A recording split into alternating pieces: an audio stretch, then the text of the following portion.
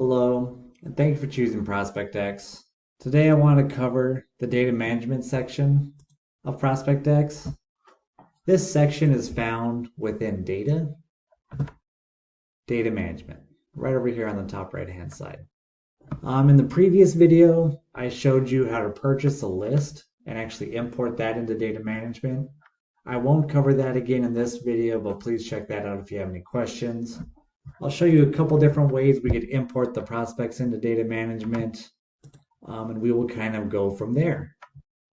But let's kind of just jump right into it. This is our general kind of view that we get when we click into data management. We see a list of our leads here, and on each page you get a list of 100. Kind of the most pertinent information we have laid out on the table. We have who their name is, the mailing address, property address, the skip trace age, if this has ever been skip traced, that will show here. The list count, how many lists does this prospect show up on, and how many tags does it have. We can always click in for just some more information about this prospect here.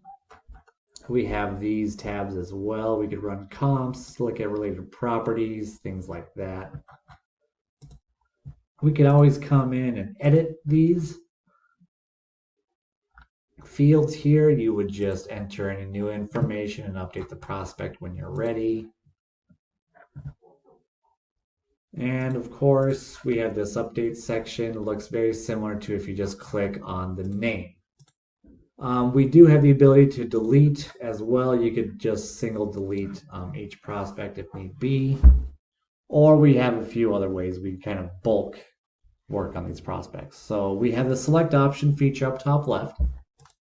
We could select visible, which is the first 100 records. Each page has 100 records, just as a side note.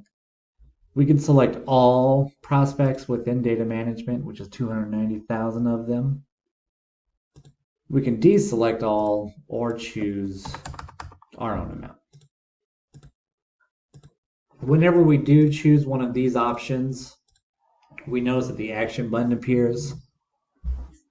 We can choose to append these records to an existing list. We can add a tag to these records or remove it. If need be, we can export these records to an Excel spreadsheet. We have the ability to skip trace directly from data management. We can opt them out with the click of a button or delete them as well. Let's deselect that. You'll notice the action button goes away. We of course have the ability to search. That's about as straightforward as that gets, guys. Now let's cover the filter section. This is kind of probably the most complex feature of the data management section. Here is a great place for you to kind of narrow down your search. You could filter to find more specific leads. If you've ever heard of list stacking, this is how you would be able to kind of do that as well. And we'll walk through just a few of these features.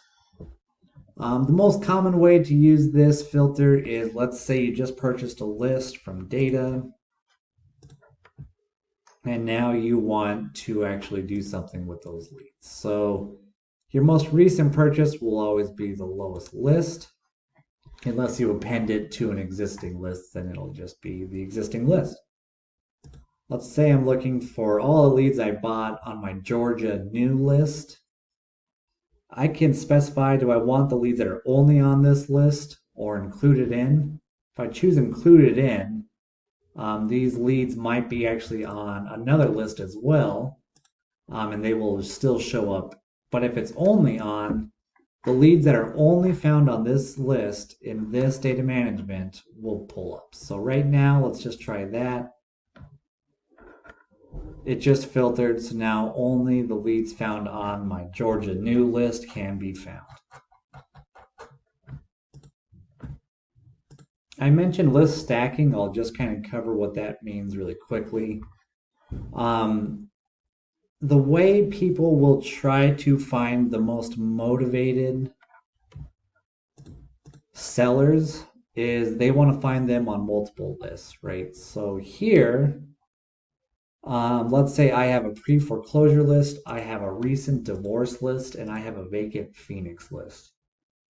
If I specify I'm looking for the leads that are only on these three lists, I'm looking for someone who would potentially be highly motivated due to potentially a recent divorce, their house being in pre-foreclosure, or it just being a vacant property.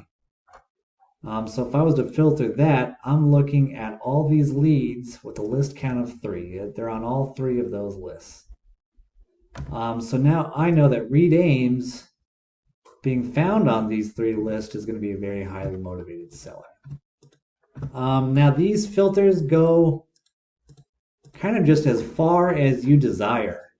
The only on, included in, excluded if on work the same for lists and tags. Excluded if on, you could basically choose a series of lists or just one, and you're basically saying, I want all the leads in data management that are not on this list.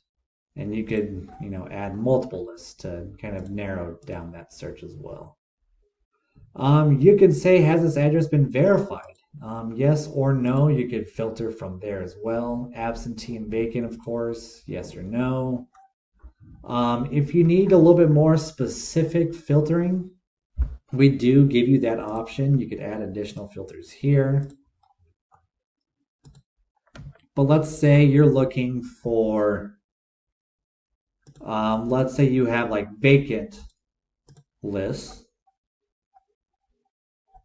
I don't know if I have another test vacant list here, but let's say ABC was also a vacant list. But I'm only looking for vacant properties within Phoenix. I could always just add that optional field filter, and that'll narrow down that search for me. Really, that's about it, guys. The list count, you could say, okay, I'm trying to look for leads that are on a minimum of 2 lists. You could also do the maximum, right? I'm looking for leads that are on a maximum of 5, a minimum of 0. And the same for tags as well. But this is really about as straightforward as it gets, guys. I'll tell you this, the most common way that people use this is they will purchase a list. They will come in here. Let's say they have a team of cold callers. They need to get them up. They need to get them a list of potential prospects that they can be in contact with. So our users will they'll pull this new list. Okay, let's select all of them. There's 114 records on this list. I'll skip trace it just directly from here. Skip trace all, data was sent to skip trace automatically. They'll come in, they'll wait for this skip trace to complete. Records of 114 should maybe take 30 seconds or so.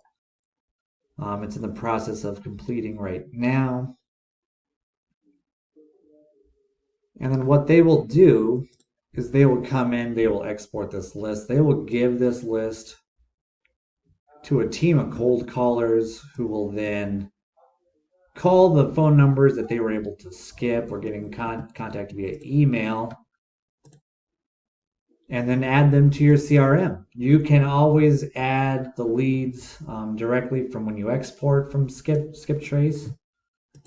Or your team of cold callers can always use the web form here.